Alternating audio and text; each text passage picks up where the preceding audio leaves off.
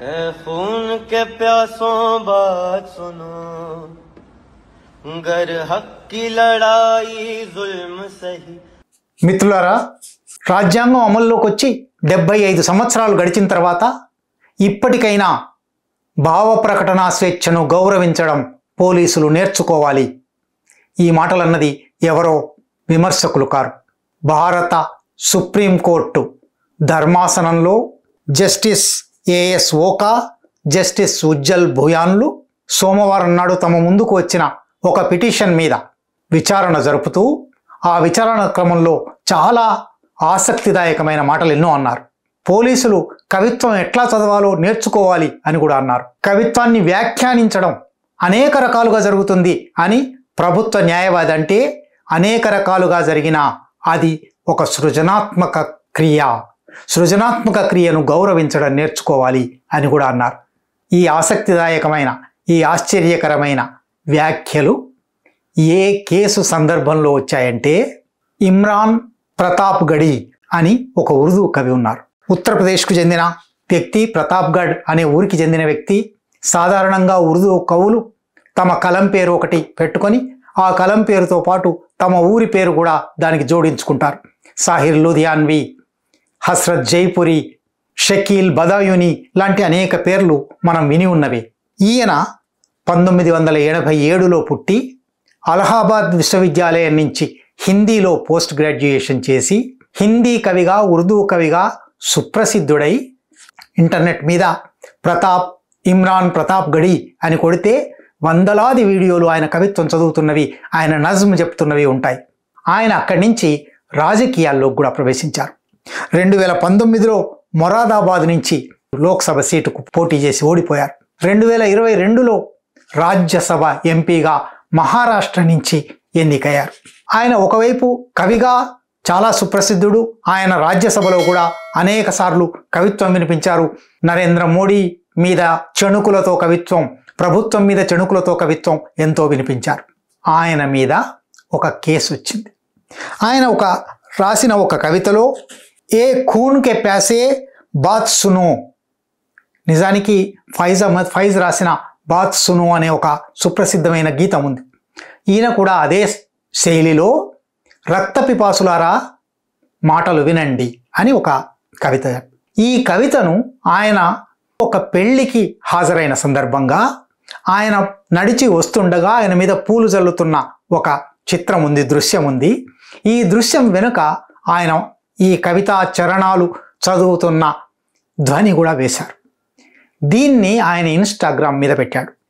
Instagram మీద ఆయన పెట్టిన వెంటనే జనవరి 3, 2024 ఆయన మీద జామ్నగర్ పోలీస్ స్టేషన్లో ఒక ఫిర్యాదు నమోదైంది.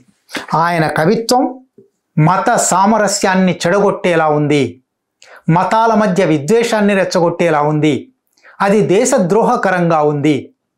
పోలీసులు వెంటనే ఆ కేసును రిజిస్టర్ చేసుకున్నారు. జనవరి 3, 2024.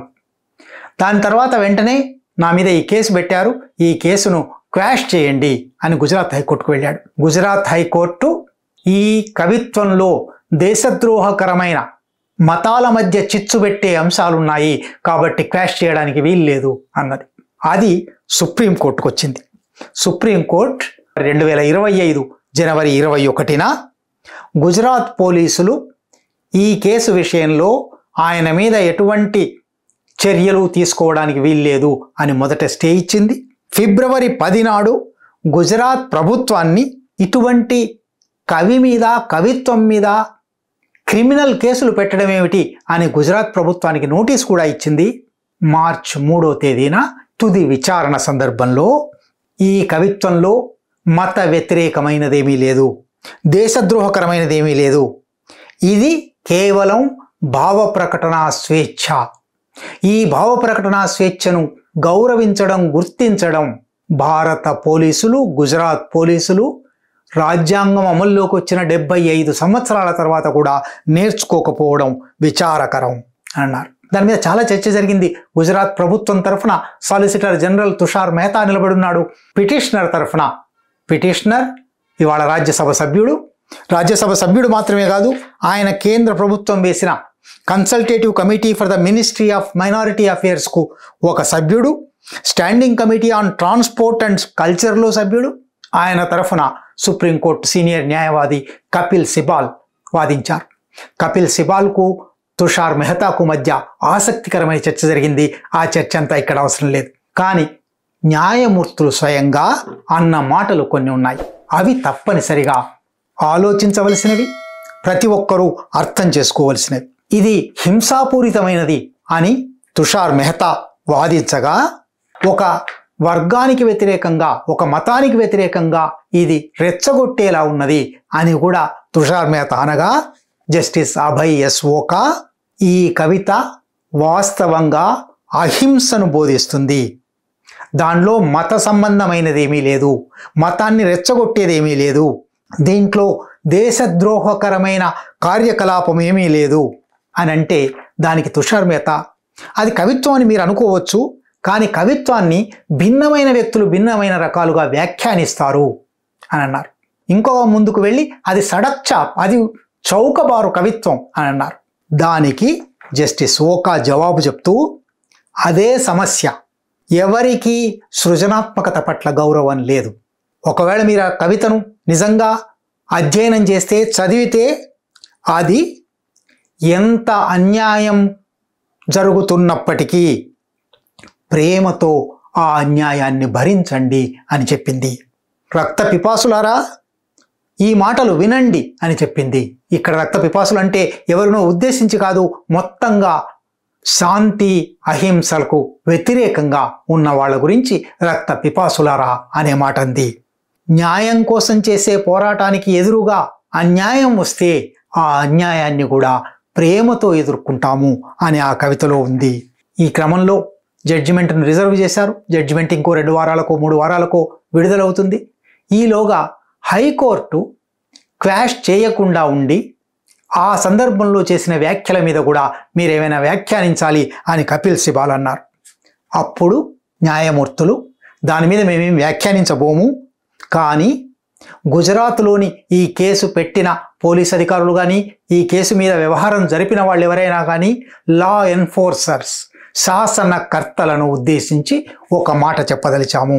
పోలీసులకు కొంత సున్నితత్వం ఉండాలి, కొంత జాగరూకమైన ఆలోచన ఉండాలి.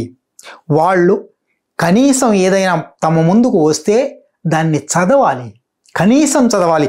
They must at least read and understand అని అన్నారు న్యాయమూర్తులు.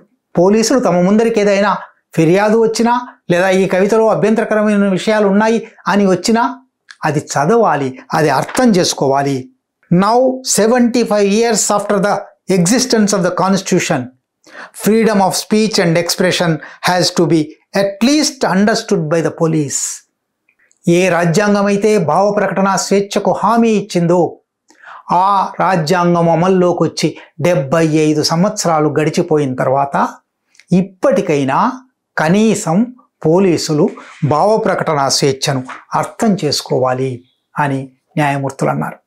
ఇంతకన్నా తీవ్రమైన వ్యాఖ్యానాలు వచ్చిన సందర్భంలో కూడా పోలీసులు వాటిని పెడచెవిన పెట్టారు. జామ్నగర్ పోలీసులు సుప్రీంకోర్టు న్యాయమూర్తుల వ్యాఖ్యల తర్వాత తాము పెట్టిన కేసును పునరాలోచించుకుంటారా? కేసును సుప్రీంకోర్టు కొట్టివేస్తుంది, ఇప్పటికే కొట్టివేసే మార్గంలో ఉంది, అది వేరే చర్చ. కానీ ఒక కవిత మీద ఎవరో ఒకరు ఫిర్యాదు ఇవ్వగానే ఆ ఫిర్యాదు ఆధారంగా బిఎన్ఎస్ భారతీయ న్యాయ సంహిత సెక్షన్ 197 అది జాతీయ భద్రతకు భంగకరం. ఆ నేరం ఉందా ఆ కవితలో? సెక్షన్ 299 ఉద్దేశపూర్వకంగా విద్వేషపూరితంగా మతాల మధ్య భిన్న అభిప్రాయాల మధ్య చిచ్చు రెచ్చగొట్టే ప్రయత్నం.